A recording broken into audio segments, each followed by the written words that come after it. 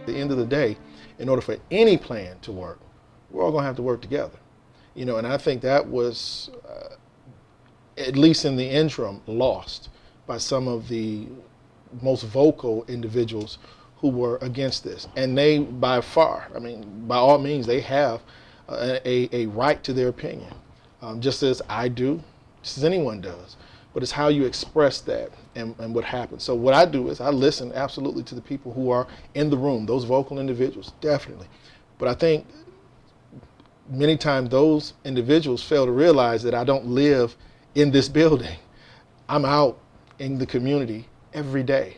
I go to schools. I speak to the teachers, talk to the kids. I live I'm out at community meetings.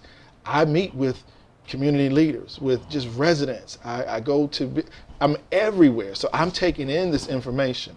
I'm asking, what do you think? So I don't just base my opinion on what's the most popular sentiment in the room that I'm in. I base it upon what am I hearing from the community and what do they want me to do? And if what they want me to do is legal, if what they want me to do is moral, ethical, and if it does not put me in a situation where it is in violation of what's best for the people, then that's what I need to do. That's exactly what I need to do.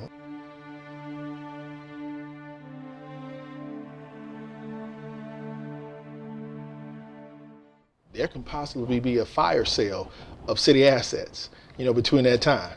And I don't like playing that gamble, because once you lose those assets, once they're sold, they're sold. You can't appeal a sale once it's done. So, for me, that was one of the most determining factors. But again, I believe that as a Detroiter who is elected into office by the people to have representation, sitting at the table, making the decisions for the citizenry, the residents of the city, that is the most important thing, because now you have a sense of, you have someone who's being held accountable for what happens.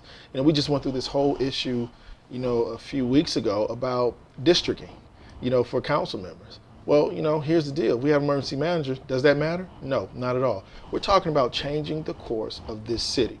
And it's very important that we open our eyes to a new way of doing things in this city. Do you simply say, if we can't do it, give it to somebody else? No, you don't do that. What you do is figure out what's important.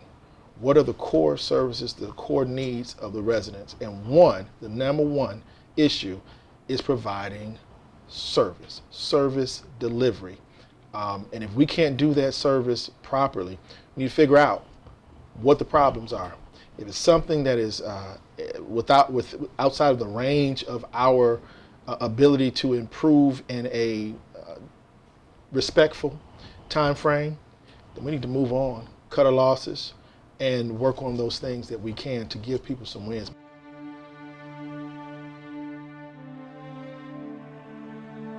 When you look at the fiscal reality that we're dealing with, we don't have money. Our tax base is dwindling.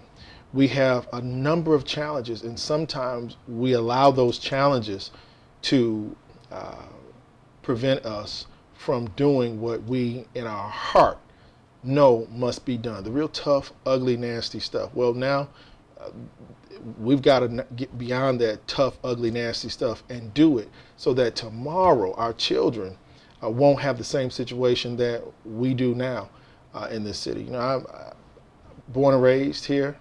Been here for all of my 38 years. And, what we see today in this city is the same thing that I saw growing up, only in an exaggerated form. And at some point, we've got to turn that corner. We've got to turn the corner where, to the point where our young people can say, man, I remember back in the day, I heard these stories about how, Detroit couldn't do this and how they didn't have money and how crime was this. And so that's my standpoint on why I decided to vote for this particular agreement. With this agreement, it still provides us an opportunity as the elected officials in this city the people who represent the people of this city, still gives us an opportunity to make a difference. And I'm going to do everything I can every day I'm here, every breath I breathe, to make sure that that takes place. We're here to make a difference.